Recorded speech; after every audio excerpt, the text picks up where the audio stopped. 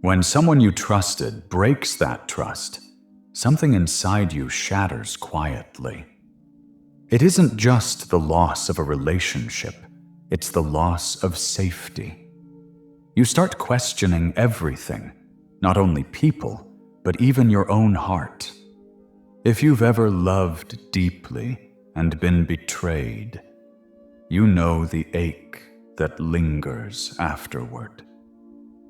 It hides under smiles, shows up in dreams, and makes you build walls that even kindness struggles to cross. But there's good news. God does His best rebuilding work on broken ground. He doesn't shame you for your pain. He sits beside it, gently untangling the knots of grief and anger until trust becomes possible again. In Psalm 34, verse 18, the word says, "The Lord is close to the brokenhearted and saves those who are crushed in spirit." It doesn't say He watches from a distance. It says He is close. When others pull away, He leans in. When people forget, He remembers. When your strength runs out, His grace begins. Maybe you've replayed what happened, trying to find the moment it all went wrong. But healing doesn't live in the past. It grows in surrender. Every time you say, "God, I can't fix this, but I give it to you," He begins the slow miracle of restoration.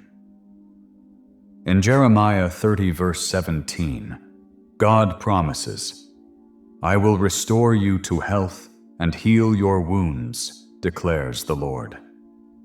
That verse wasn't written for perfect people. It was spoken to the wounded. He doesn't minimize your pain. He promises to mend it. Restoration is not forgetting. It's being made whole again, stronger in the broken places, softer in the hardened ones. Betrayal often births fear, fear of trusting again, fear of being fooled again. But fear is not your protector. God is. He knows how to guard your heart without closing it. In Proverbs 4, verse 23, we're told, "Above all else, guard your heart, for everything you do flows from it." Notice it doesn't say, "Lock your heart." It says, "Guard it." A guard still allows what's good to enter, but keeps harm away. That's what God does when you surrender your healing to Him. He becomes the gatekeeper of your heart. Sometimes the hardest part of healing is forgiving. It feels unfair, like letting the person who hurt you off the hook. But forgiveness isn't about freeing them. It's about freeing you. It unclenches your soul so you can breathe again. In Ephesians 4, verses 31 to 32, Paul writes, "Get rid of all bitterness, rage, and anger. Be kind and compassionate to one another, forgiving each other, just as in Christ God forgave you." Forgiveness doesn't erase what happened. It invites peace back into your life. When you choose to forgive, you're not pretending the wound doesn't matter. You're declaring that it will not control you anymore. And God meets you right there, pouring healing oil into every scar. You might say, "I don't even have the strength to pray about this anymore." That's okay. God can work with whispers. He hears the prayers that sound like sighs and the ones that never find words. In Isaiah 61, verse 3, He promises to bestow on them a crown of beauty instead of ashes, the oil of joy instead of mourning, and a garment of praise instead of a spirit of despair. That's divine exchange. Your heartbreak for His healing, your despair for His joy. And in time, He will not only heal you, but protect you. Not with suspicion, but with discernment. Not with walls, but with wisdom. Maybe you've wondered if you'll ever trust again. You will? Because God doesn't just heal hearts. He renews them. He creates in you a spirit that is wiser, but still capable of wonder. You may not see it yet, but this pain will one day become part of your ministry. Your story will comfort someone else's silence. Your scar will speak of survival. The God who saw your betrayal will also write your restoration. The same Jesus who was betrayed by a friend understands you completely. He too knows what it's like to love and be wounded. But even from his deepest hurt came the world's greatest healing. So if your heart feels heavy tonight, don't rush to rebuild it yourself. Let him do the work. He doesn't just patch, he renews. He doesn't just shield, he sanctifies. Let's come before him now, not with perfect words, but with open hearts, and allow his presence to cover the wounds that only he can see.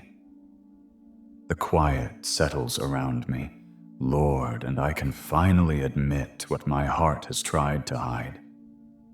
I have been hurt, deeply. Trust was broken, love was betrayed, and the pieces of my heart feel too many to gather. But I know you can gather them. You collect every fragment and hold it in hands that never drop what they heal. Thank you for staying when others walked away. Thank you for understanding the kind of pain that doesn't always show. You are not a distant God. You are a close comforter. I open this wound to you now. Cleanse it of bitterness. Wash away resentment. Let forgiveness flow like water over every raw place inside me. Teach me how to forgive without forgetting lessons.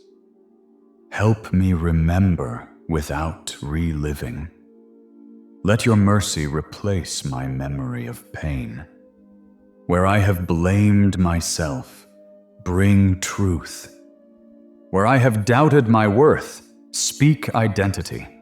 Where I have lost hope, sow it again with your gentle hands. Cover my heart, Lord. Be the shield that guards it while it heals. When I am tempted to build walls too high, remind me that love still lives on the other side of fear. I pray for the person who hurt me. Even if they never say sorry, I release them to you. You are the righteous judge and the merciful Father. You can deal with hearts better than I ever could. Let your kindness lead them to repentance, and let your justice teach me patience. Now, Lord, begin the deep healing only you can do. Heal the memories that replay without invitation. Heal the words that echo long after they were spoken. Heal the moments I pretend don't hurt anymore. Replace shame with dignity. Replace sorrow with strength. Replace isolation with intimacy. First with you, then with others you send.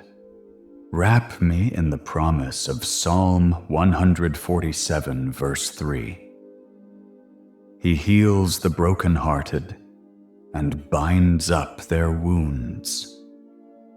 Bind every unseen cut, every emotional bruise, every crack caused by betrayal. Protect me as I heal. Guard me from cynicism. Keep me from hardening. Let wisdom grow, but let tenderness remain. For the friends who still stand beside me, bless them. For the ones who left, teach me peace about their absence. And for the new connections you're preparing, give me courage to receive them when they come. Lord, heal my nights, make them restful again. Heal my mornings, make them hopeful again. Heal my mind, make it quiet again.